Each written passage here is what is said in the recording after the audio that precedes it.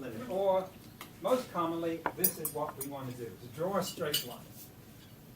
And if you follow the same kind of financial advisors that I do, that's what they do. Just draw a straight line through the last 3 to 6 months. Right, yeah. Doesn't matter what it is.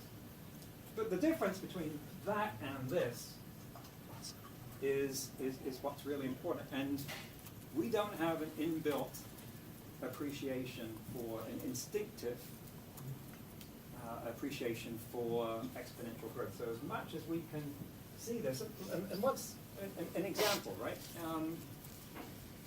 In about 30 years, this will have as much power as Google does now in everything. And you know, we can understand that intellectually, but do we keep thinking that through? Do we think about, well, in that case, what will Google have then? And that is just, can you wrap your brain around that? And does it even make sense that we'd be carrying something around if it's got that much power in it? I mean, what a waste to encumber yourself with something that big. No, we will have computing devices will be like grass at that point. And at some point in time, long before then, they will become embedded in us. Because why carry around that much computing power when you have the cloud? Why carry around something that heavy, right?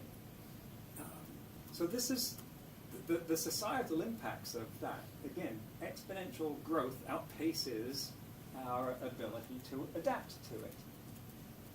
Exponential computing growth outpaces our ability to understand it because we're limited to this. This is not getting bigger. All right? Ask any woman who's given childbirth whether she would appreciate having that head be 10% bigger. Step back. All right? Not going to happen. But there are no such limits on what artificial intelligence is going to do. So again, provoke thinking. All right. Another thing that I bet this crowd is that you're all already familiar with is the progress that AI has made in understanding what we used to think would require intelligence. There's a thing in AI that as soon as we actually do it, we stop calling it AI. We have to have a different working definition of artificial intelligence. Although right now, people are very happy to call lots of things AI because we're past the AI winter, and so I've seen a lot of things that were labeled AI just as marketing. But the game of Go, the best players couldn't explain how they made a move, or why they made a move. They would just say it was intuition. So it did look like, in 2016, as though a machine could do this for another 10 years until, as you know, Google DeepMind did. But the really significant breakthrough came a year later with Alpha 0. Because that, without being told anything about Game Go other than the rules, whereas Alpha Go was shown lots of good examples about how to play, it just played against itself, and within 3 days became as good as Alpha Go, be it 100 games to nothing. And within a little time longer, it became as good as or better than anything else. And Go is a very difficult game. When they gave it the rules of chess and turned it loose on that, it became the best chess player on the planet in 3 hours. Now, we all know that there are non-technical people look at that and think that the Terminator is right around the corner, and we know that doesn't mean that, right? We know it can only play Go, it can only do these things, and I'm not trying to draw a connection between this and something, the rise of the robots. But the point is that exponential growth in hardware is leading to the ability to create artificial intelligence, general intelligence at some point. And if we look at those exponential growths, and here's the Moore's law, right? Computer speed. And that's exponential because this is a logarithmic scale. But at the same time, storage costs. Oh, you want to get that one? It's not mine. I copied most of this. Storage costs have gone down exponentially, and at the same time, network speeds have increased exponentially. At the same time, internet hosts have increased due to the network effect. I don't know if this is parabolic or exponential. But if you put all of those things together, we have 3 exponential curves and the network effect going on, which contribute to a super exponential growth. Again, something that's really going to outpace our ability to understand where things are going. Now, where does this lead us to impacts of artificial intelligence outpacing our ability to adapt society to it? Well, for instance, the spread of fake news that can be tailored to individuals just is a level of propaganda that could only have been dreamed of before. And how can we react to that? What do we do with artificial intelligence? Do we need to create an arms race that we create the AI police that goes out and hunts down bad information? This is hacking people's brains, because one thing, as a nerd, and I've programmed computers all day, right? Our people, the programmers, very much want to believe that those human emotions don't exist. We're above that sort of thing, and we make all of our decisions rationally and so forth. And of course, in an environment like that, office politics just killed everything, right? Because they pretend it doesn't happen. And yet, emotional decisions will trump logical ones every time. This is part of the importance of understanding our own internal process, our own internal psychology.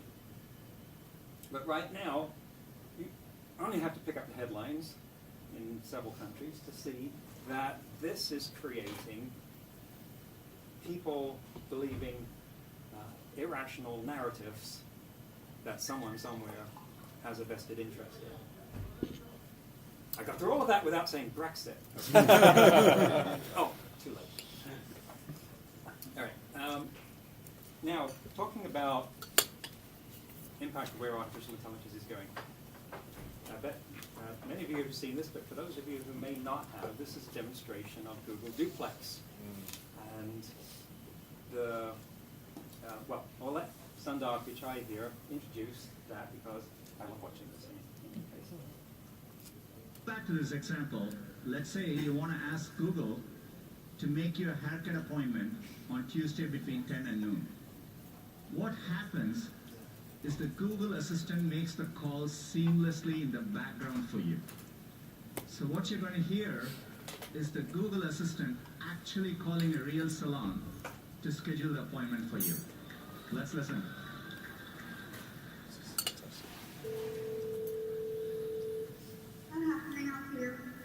Hi, I'm calling to book a women's haircut for a client. I'm looking for something on May 3rd. Sure, give me 1 second. Sure, what time are you looking for around? At 12 p.m. We do not have a 12 p.m. available. The closest we have to that is a 1:15. Do you have anything between 10 a.m. and 12 p.m.? Depending on what service she would like, what service is she looking for? Just a woman's haircut for now? Okay, we have it 10 o'clock. 10 a.m. is fine. Okay, what's your first name? The first name is Lisa. Okay, perfect. So I will see Lisa at 10 o'clock on May 3rd. Okay, great. Thanks, great. Have a great day. Bye. I love the California accent. And now, I don't think there was a requirement that Google chose to make sure that any calls made by duplex start out by saying, I'm an AI. That one, the person on the other end didn't know. But what does this, now think about the impact of this on the jobs market. Because we know about the potential impact of self-driving vehicles. In the US, there's 3.5 million truck drivers alone. But that's credible there, by the way. When you come here and I see the sort of things that are necessary to drive on the streets, which I won't, then I think that's going to take a lot longer to happen here. But now think about this and call centers, telemarketers. Why would you need them? Now this leads to the Oxford Martin study that was predicting 47, now this was the headline, 47% of all jobs. Now we know, that if you've read the study, that it said 47% of all tasks could be automated within that time frame, and no job can be completely automated. And the folks at Quartz, if you just search for Quartz and employment, you'll come up with this interactive graphic, which is kind of handy because they added to the Fry and Osborne data the number of people in the US working in each of those job classifications and how much money they make. So each of these circles here is sized according to how many people in the US work in that profession, and then up here we have, and they refer to it as likelihood of being automated. What it really means is the proportion of that job that could be automated according to their criteria. So I was talking to a group of auditors once, and I located them on here and said, well, they say 93% of that job can be automated. So you have to consider whether the people who are paying you will, if we round this down, are they going to keep all of you on and do 10 times as much business, or are they going to keep 1 out of 10 of you and do the same amount of business, or something in between? And that's the potential that impact there. And looking around this is kind of an eye-opener for where different things are. Because down at the low end here, yes, they've got CEOs up there, but they've also got manual dexterity tasks that fit into certain categories, like dental hygienists, that, where the return on investment for automating that is just not there. A robot that could do chiropractic, not something I'm going to let you in my neck very soon. So I think understanding this and evaluating this is important, because even with all of us working on technology that puts us in a position of not being worried about being automated, what will it be like to be in a society where up to half of the population is suddenly thinking, or has to think about whether they'll have a job, or has facing the loss of a job, and that what they've invested their identity in, what they thought was uniquely human, is now being done by machine.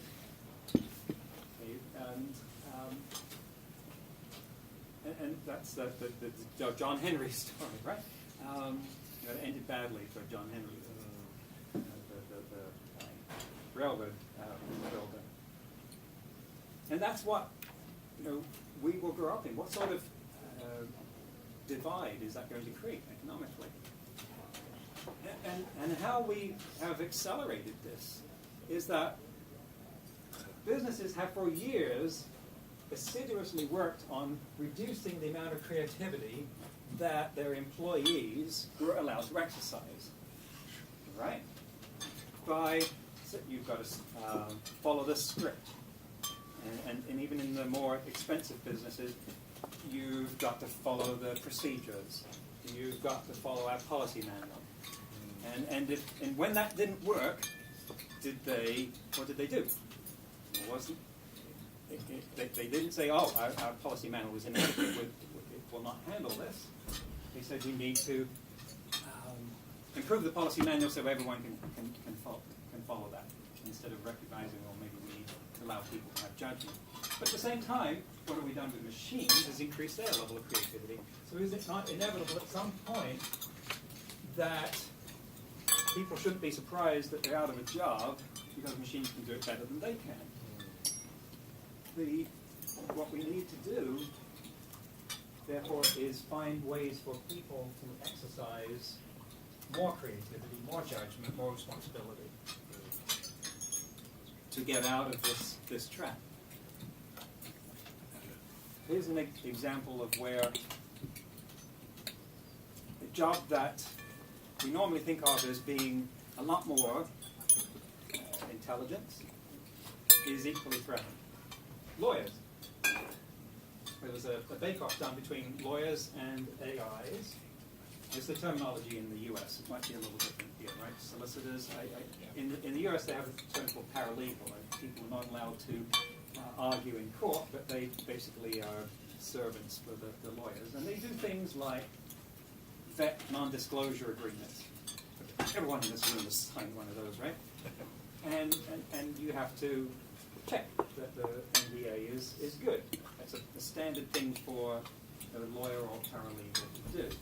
So they trained an AI to do it. The result was that the average lawyer was 85% accurate, the AI was 94% accurate, which is as good as the best human lawyer. What does this mean for the people in this category? You know, that they don't have a value proposition for being employed any longer. But maybe not so good for the ones even in this category, because of course the lawyers took between 51 minutes and 156 minutes each, and I don't know if that's actual or billable. But the AI, in any case, took 26 seconds. Must have been an easy NDA. Hey! For the amount of, right, because what did they bill you last time? They removed the youngest child clause. So if you're running a law office, this is no contest, right?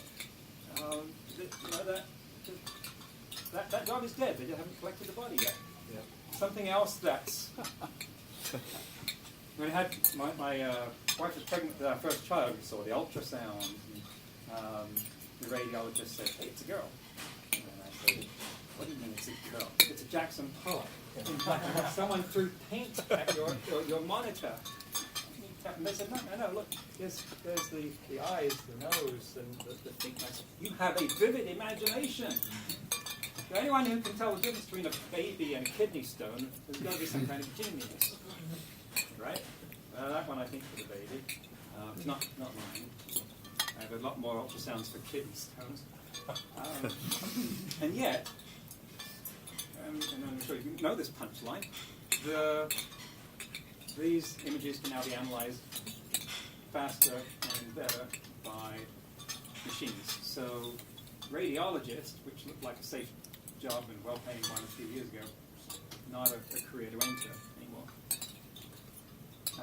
There's something I copied from Kai-Fu Lee's latest book, AI Superpowers, and it divides jobs along this quadrant.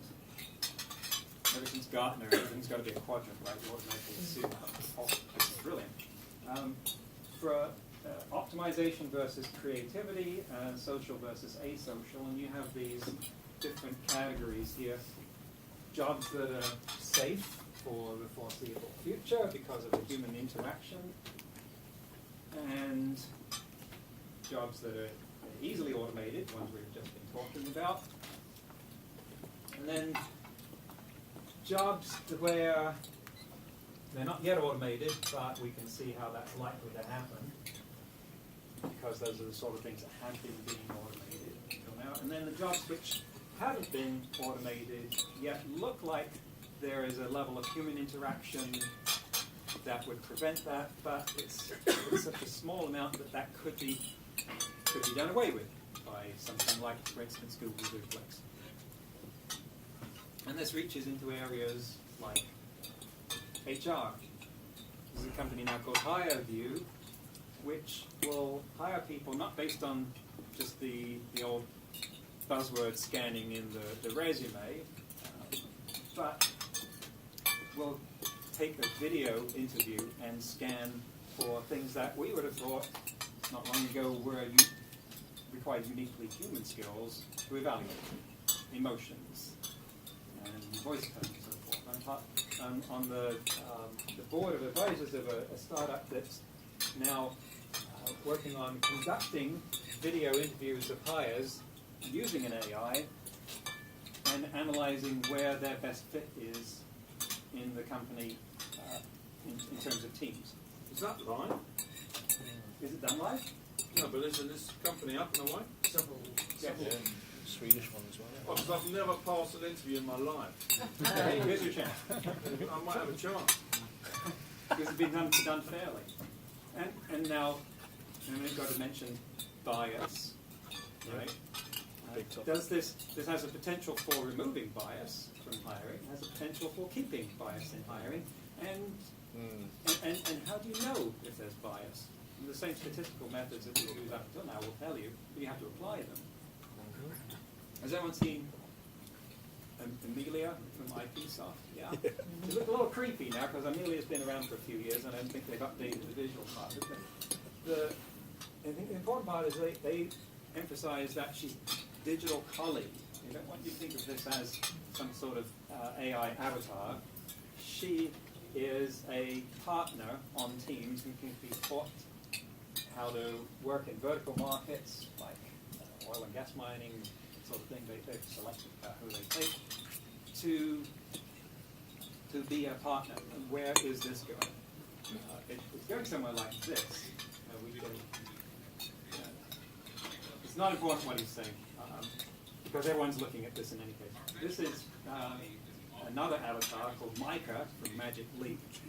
And yes, this animation was done offline because it takes time to render. But with Moore's law and exponential progress, probably 2 years before this happens in real time, right? And not only is this completely computer-generated model able to express itself like this, but it's also trained to be able to interact with you so it can look the user in the eye and interpret their emotion.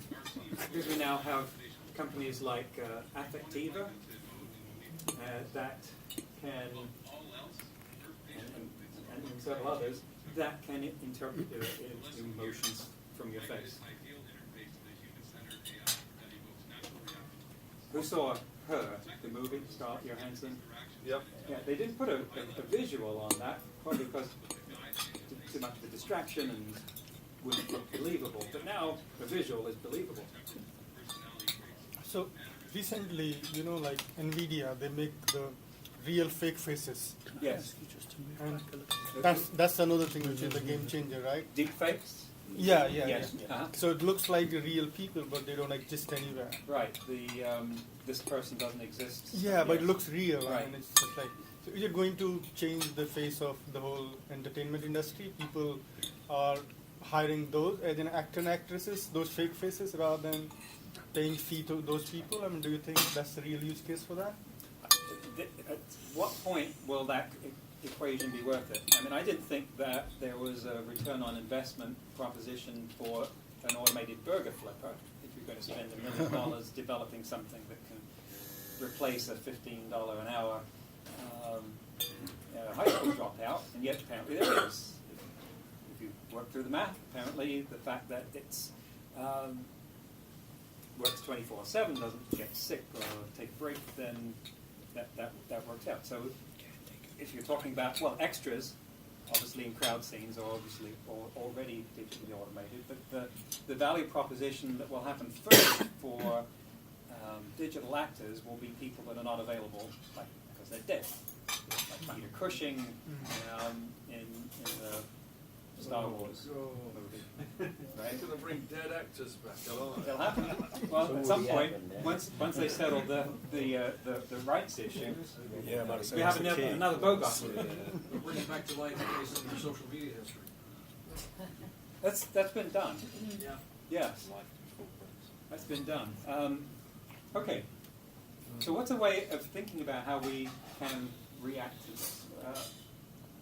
One visual that I like to use for this is think about this is an abstraction where the whole slide is the sum of all things that could be known, And each one of these green circles represents some field of knowledge that we have.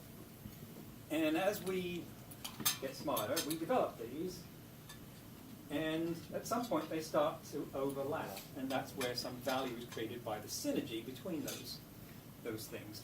Now, looking at the connections between those, that becomes, again, this super exponential kind of hockey stick sort of curve.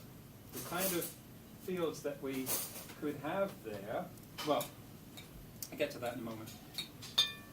Another way of proving that the rate of which we're moving towards a singularity is to look at the adoption curve.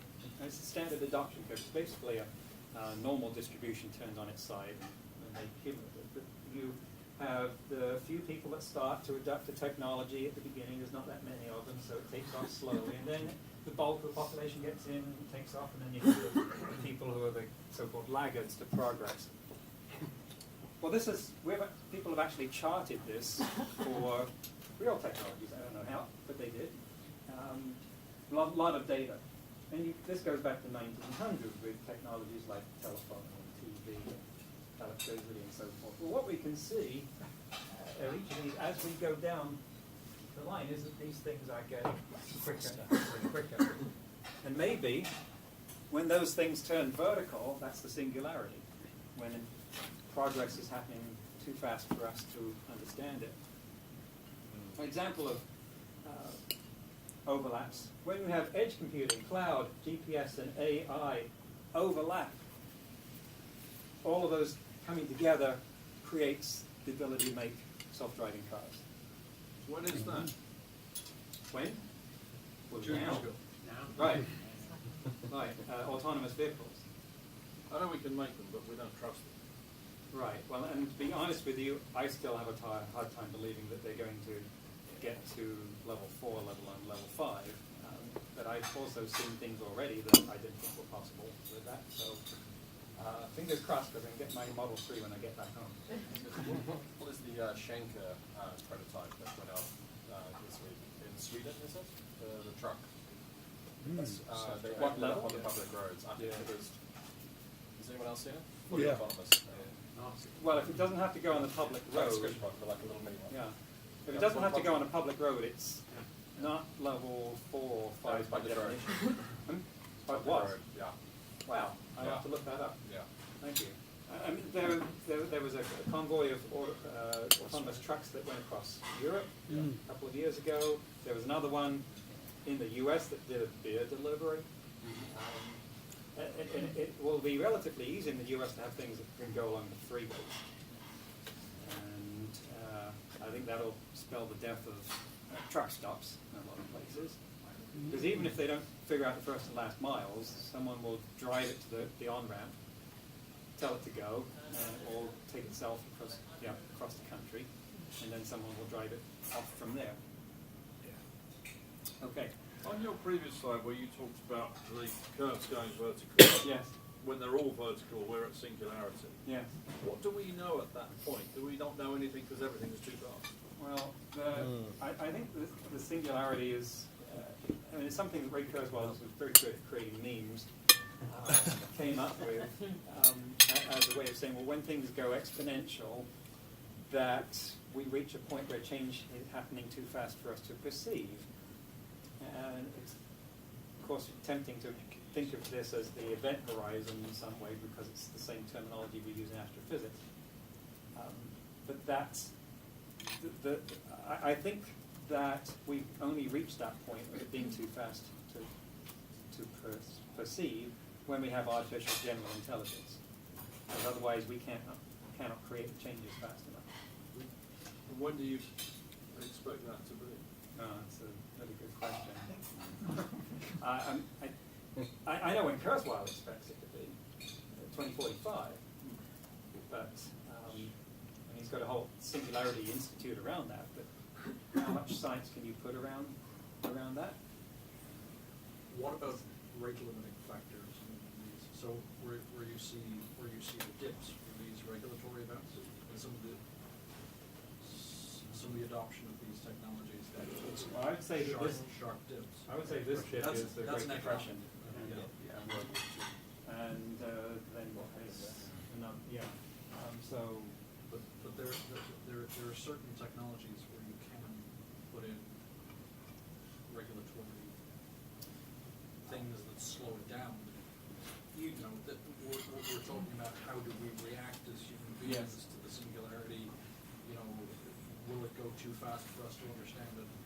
You know, there are two things: sit back, have a pina colada, and collect your universal basic income, or legislate and regulate, and put in some brakes right. on this.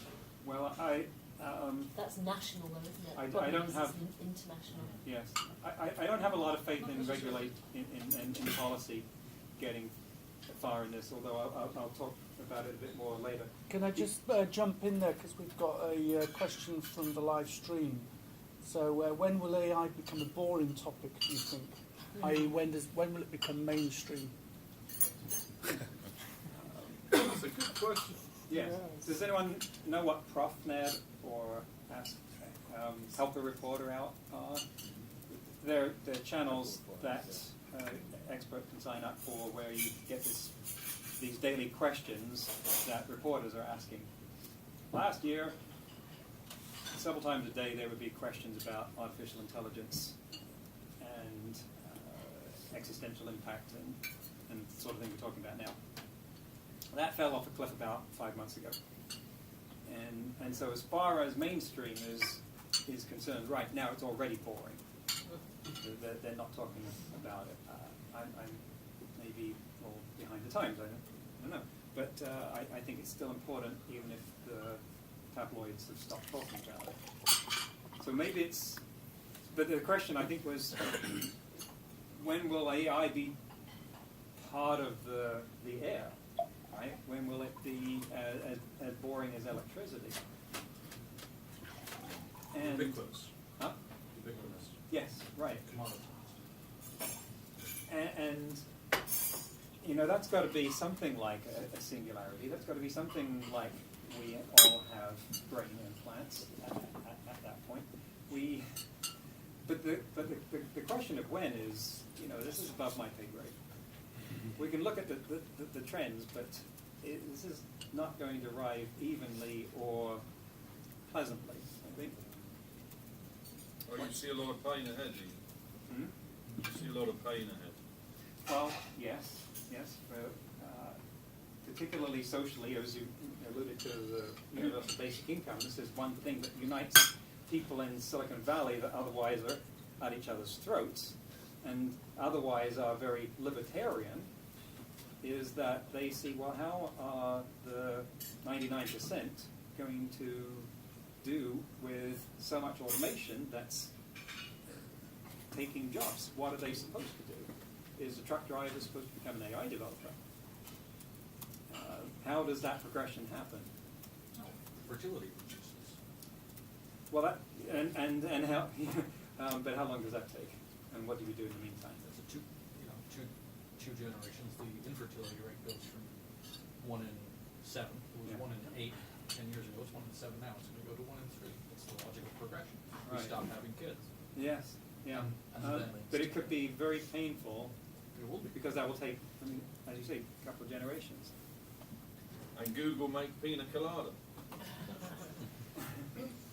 Which is, Well, if they're all going to have, are they going to be paying us big tax because we've got no work to do? well, they're actually volunteering, or suggesting that this universal basic income is the answer. But how that money gets out there, if you think about 100 years ago, when Keynes was saying by the turn of the millennium, people will only need to work 15 hours a week because there'll be so much productivity, so much technology. And if you could go back to that time in some sort of time machine and describe to the people then what we have now, and say, well, we've got MRIs, we've got AI, we've got space travel, all of these things, describe the technology. And their reaction would be, wow, that's incredible. There must be no one in your time who is hungry, sicker than they need to be, poorer than they need to be. because of all that wealth that's going to be created, that you have told me is created. And we would have to say, well, not so much. I mean, yes, on average, it's better than it was then, but not as good as it needs to be. And this is part of the problem that we have to solve, is that a lot of the utopian projections of the future are based on the assumption that we will have a better distribution of wealth, because when we create all of these tremendous benefits, they assume that they're going to be available to everyone, which they could be, but what is the wealth distribution model that's going to create that? So, can I just jump in here with a question from the live stream? What are the use cases you see for AI in manufacturing? I might have to punt on that one. The use cases for AI in manufacturing? Okay, now I'm looking further ahead than tomorrow. And so I think that the interesting use cases are the vertical integration throughout an enterprise of AI, so that you connect the C-suite to the production line without much of a chain of human interaction in between. And that an awful lot of the C-suite could be automated. The internal work of talking to the CFO, talking to operations officer, this communication is a lot of impedance matching, right?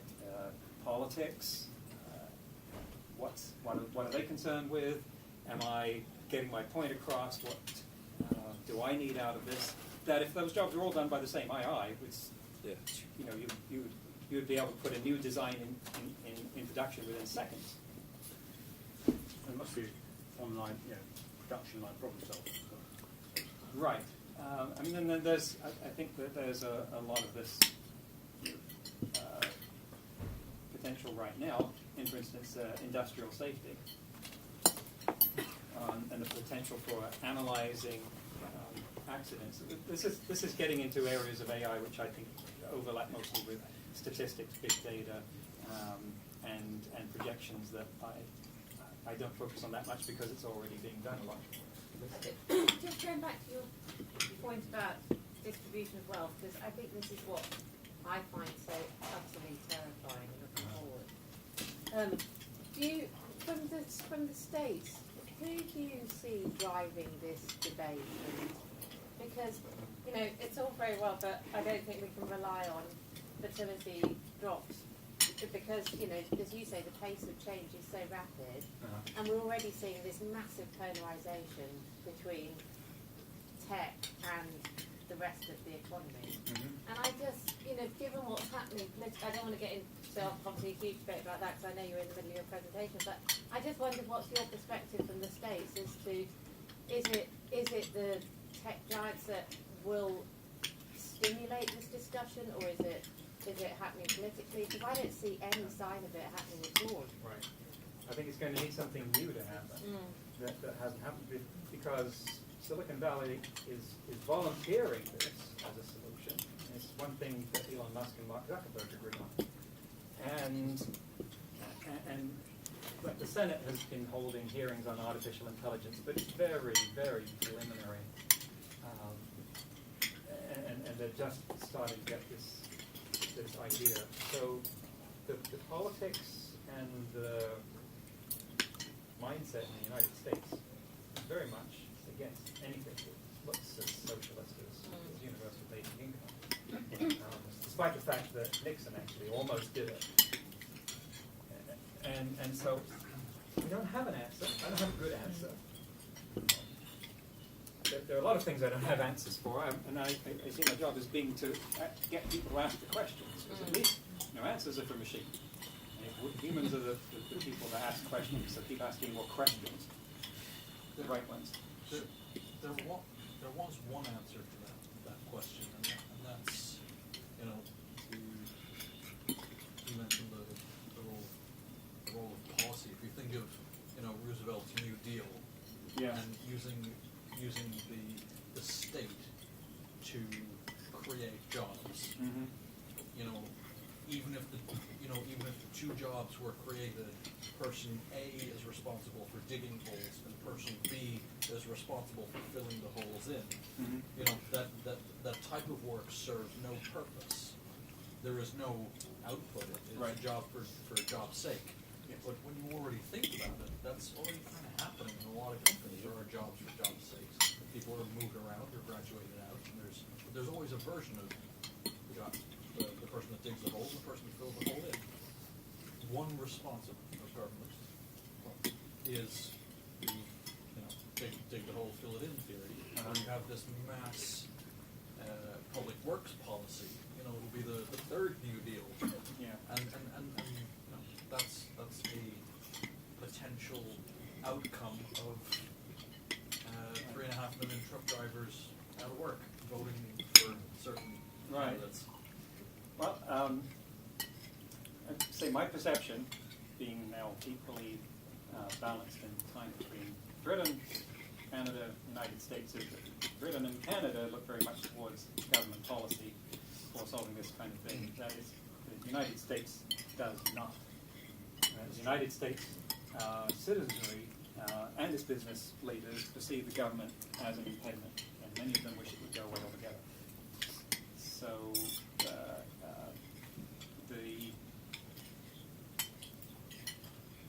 don't expect policy innovation to come from the United States in that area, unless it's on the state level like California. That's the only place where you might see some innovation relevant to this. Wouldn't you look to your government to give you a job? You couldn't. And right here in the United States, that is not what they think. Yeah, but I think that's also only one of the issues. The universal basic income is around, that covers your financial needs, but actually people need a purpose. Okay? And that is, so it's, I might be getting an income, but we know from people on benefits, they struggle more emotionally and psychologically because of not having a purpose. Right. And that's actually probably the biggest challenge is everybody's just wandering around going, what do you do? This is something we need to get busy on. Here's an analogy. Imagine that the Earth is visited by aliens. Finally we get contacted. Let's say it's not Independence Day. Let's say it's more like Close Encounters of the Third Kind. And they're coming. Clearly they've got superior technology to be able to get here. Clearly they can show us all kinds of things right away and do all this. Now, suddenly, everyone has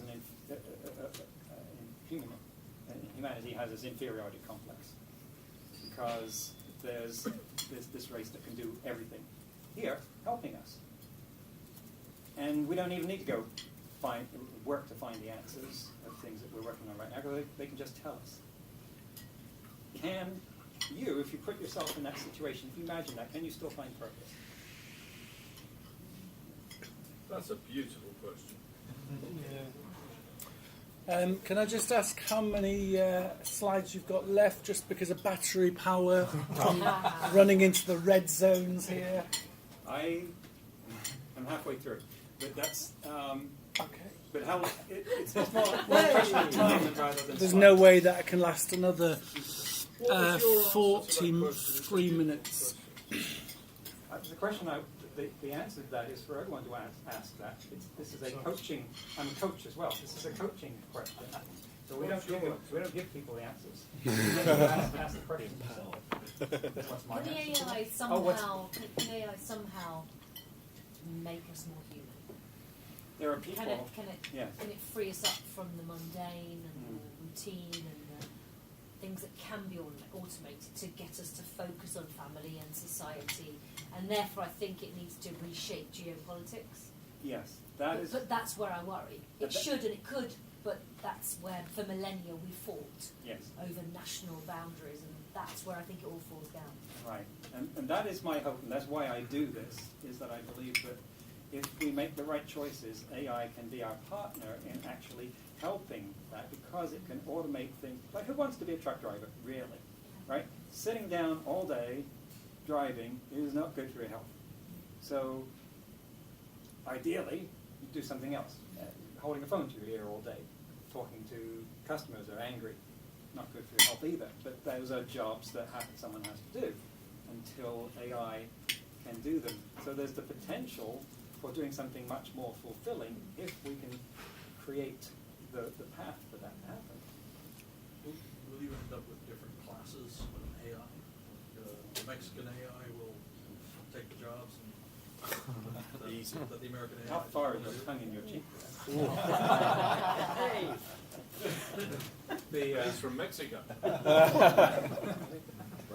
That would be a good way to shut down rational conversation in the United States at the moment with that analogy. Is there a good premise for a science fiction movie? The actual question is the stratification of purpose according to how concentrated the impact of AI is on a societal group. For example, it's very pronounced in Silicon Valley, in London, where yes, right, we embrace AI and it gives us an extra 5 minutes to pick up our, flat white. Whereas if you think of other places where AI will touch the finance. Yeah. Right. That's a new type of stratification. It's a new type of social injustice. It's a new type of inaccessibility. Yeah. And what I mean specifically is, will AI actually create a much greater rift? We end up with one country, two societies. I think that's a great question to ask. Because a soundbite answer from me is just not going to do justice to that, right? No, but you can prompt the thought process. That's what I'm doing. Yeah. Thank you. I go further afield, go India, Philippines. Exactly. All of those places where we've traditionally been taking transactional work. There's a lot going on there already. But then where does it go from here? I think the irony is that a lot of the cities like London will embrace AI from a technology and investment point of view, and actually we'll see the benefit and not the cost. It'll be places like Swansea, which is the call centre universe of the UK, where actually you get more of a poverty gap opening up, and this is what worries me, because everybody's quoting and applauding the employment figures this week, but the vast majority, exactly. I mean, if you're earning £7.50 at the Amazon warehouse, how much, back to this chat's point, how much of that is about purpose, and how much of it is just, I really sense that we're on the brink of, and particularly because in this country the eye's been taken off the ball now for the last 2.5 years, that we really are on the brink of something very dangerous for society. Well, this is where we need to get busy, and what I'm saying, when I started saying we have to think outside of the specializations that we've been used to, is to cross boundaries and start thinking about these societal issues that we're all going to be responsible for. Let's see if I can raise some more awkward questions in some of these remaining slides. Just before we go into them, we're just going to say goodbye to our VR viewers because we're now running out of power. We are, however, continuing to record, and we will put that onto the YouTube channel later. Okay, thanks for joining us, guys.